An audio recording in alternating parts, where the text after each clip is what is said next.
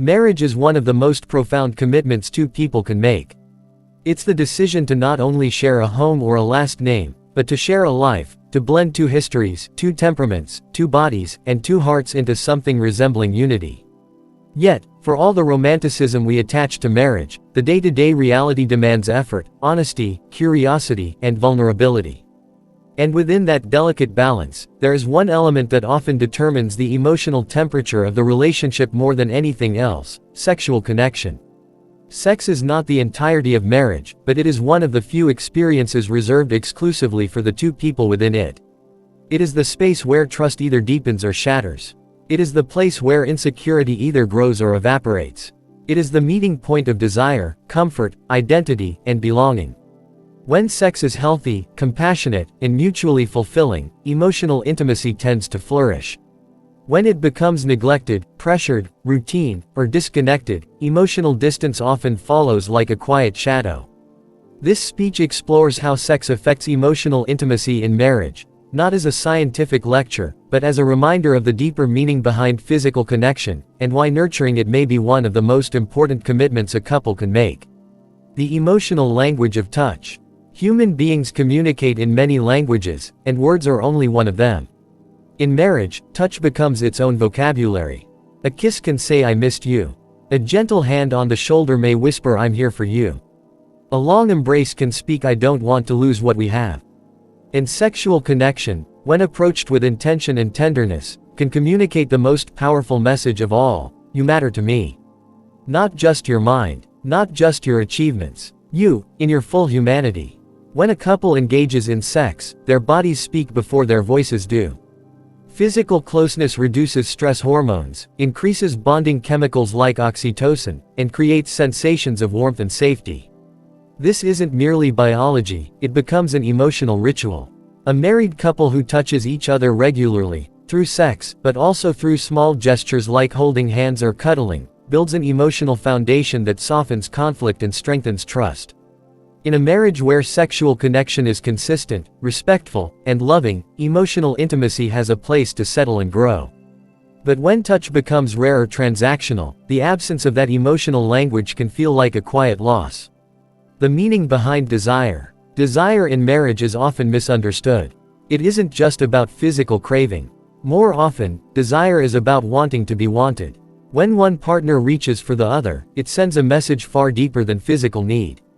It says, "Out of all the distractions in my life, out of all the people in the world, I choose you." This sense of being chosen is essential in marriage. Life will always bring challenges: financial stress, parenting fatigue, health worries, emotional burdens. These pressures can dim desire or redirect energy elsewhere. But when partners continue to nurture sexual interest even through difficult seasons, it becomes a form of emotional resilience. Healthy desire says, "The world may be heavy, but I still find comfort and excitement in you." When desire fades without explanation, emotional distance often grows. It can leave one partner feeling invisible or unworthy. And when feelings of rejection accumulate without communication, the emotional bond begins to weaken. Not every season of marriage will be filled with high passion, and not every couple expresses desire the same way. But what matters most is the willingness to stay curious about each other, physically, emotionally, and psychologically. Desire thrives in curiosity. Emotional intimacy thrives in being seen. The vulnerability of physical connection. Sex is one of the most vulnerable experiences two people can share. It exposes insecurities, hopes, fears, and longings. In a committed marriage, sex can be a space where two imperfect people allow themselves to be fully known, physically and emotionally. For some, this vulnerability is easy. For others, it comes with hesitation. Past experiences, body image concerns, trauma, health issues, or anxiety can make physical connection feel daunting. But when a couple chooses to listen to each other's fears without judgment, emotional intimacy deepens. The act of saying "this scares me" or "this makes me insecure" can be more intimate than the physical act itself. Sex becomes a mirror of emotional truth. If a couple avoids difficult conversations, intimacy may become shallow or mechanical. If they communicate openly, sex can evolve into something more meaningful, an expression of trust and emotional courage. In marriage, vulnerability isn't a weakness. It is the gateway to deeper intimacy. When partners create a safe environment for each other, one where bodies and emotions are both treated with care, the relationship grows stronger. When sex becomes routine, every marriage eventually reaches a point where novelty fades. The early spark gives way to familiarity. Routine settles in, and routine isn't necessarily a bad thing. It can bring stability and comfort. But when sexual connection becomes an afterthought, something squeezed between responsibilities or brushed aside due to exhaustion, it loses its emotional depth. Routine becomes harmful when the meaning behind the act disappears. A couple may still have sex regularly, but if it's done without presence, tenderness, or emotional engagement, it can leave both partners feeling strangely alone. It isn't the frequency that matters most. It's the intentionality. Marriage thrives when partners choose each other not out of obligation, but out of genuine desire to reconnect. Emotional intimacy grows when partners approach sex not as a chore to complete, but as a sacred moment between two people building a life together. Emotional intimacy without pressure. While sex is deeply important in marriage, emotional intimacy should never hinge solely on sexual performance or frequency. Pressure around sex, whether subtle or explicit, can undermine closeness. It can create anxiety instead of connection. It can turn an act of bonding into an obligation. Healthy sexual connection is born from mutual respect, patience, and attunement. It thrives when partners prioritize emotional closeness outside the bedroom as much as inside it.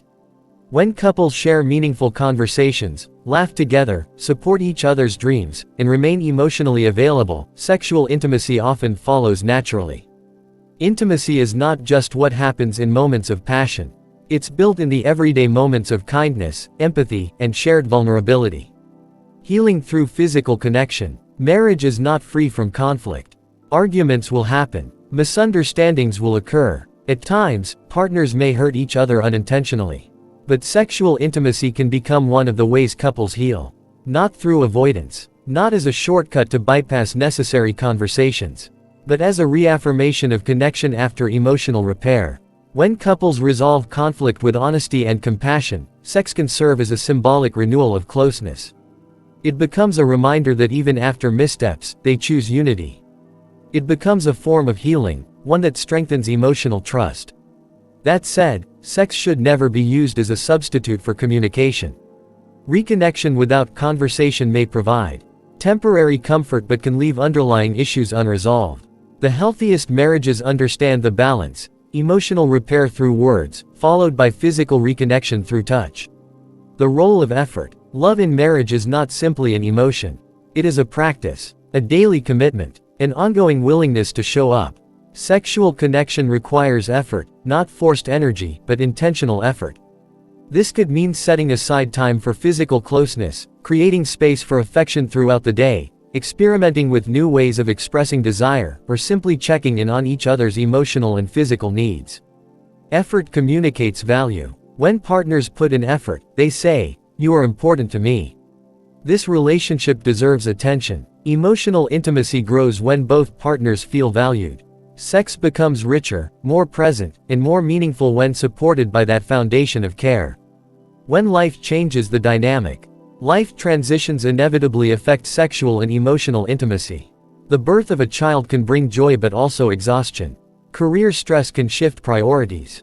Illness can change physical ability. Aging can alter desire or performance. And in these seasons, couples must learn to adapt with compassion. The key is not to avoid the changes, but to meet them with openness. A couple that communicates through transitions, speaking honestly about fears, needs, and adjustments, often experiences deeper connection, not less. They discover that intimacy evolves over time, becoming less about perfect physicality and more about emotional presence and devotion. Marriage is not static, neither is sexuality. Growth requires flexibility, understanding, and a willingness to redefine closeness as life unfolds. Rebuilding when distance has formed. Many couples reach a point where emotional or sexual distance has formed. It may feel awkward to reconnect, or painful to admit that intimacy has faded. But distance does not have to be permanent. Rebuilding intimacy is possible, slowly, intentionally, and with patience. Rebuilding begins with conversation. Not blame, not accusation, but gentle honesty. It continues with small gestures, non-sexual touch, words of affirmation, shared moments of laughter. When emotional safety returns, physical connection can follow more naturally. Intimacy is not a switch to turn on. It is a garden to tend. Couples who commit to nurturing each other, emotionally, physically, and spiritually, often find their way back to closeness even after long periods of disconnection. The deeper truth: sex in marriage is far more than a physical act. It is the emotional echo of the relationship itself. It reflects the communication between partners, their trust, their curiosity, their willingness to be vulnerable, and their commitment to keeping love alive. Healthy sexual intimacy strengthens emotional connection. Emotional connection strengthens sexual intimacy. Together, they create a cycle of closeness that can carry a marriage through challenges, changes, and years of growth. Sex matters, not because it is the center of marriage, but because it is a profound expression of the emotional bond that marriage is built upon. Marriage is a living promise. It grows when nurtured, withers when neglected, and transforms with time. Sexual intimacy is one of the ways couples keep that promise alive. It is the place where love becomes tangible. The place where emotional walls soften. The place where two people remember that beneath the responsibilities and the routines, they are still partners, still lovers, still choosing each other. Nurturing sexual and emotional intimacy is not about perfection. It's about presence. It's about understanding that closeness is not something you stumble into, it's something you choose, again and again. A marriage grounded in both emotional and physical intimacy becomes a partnership with remarkable resilience. It becomes a love story that keeps unfolding, layer by layer, year by year, touch by touch. And in that unfolding, two people find not only each other, but a deeper version of themselves.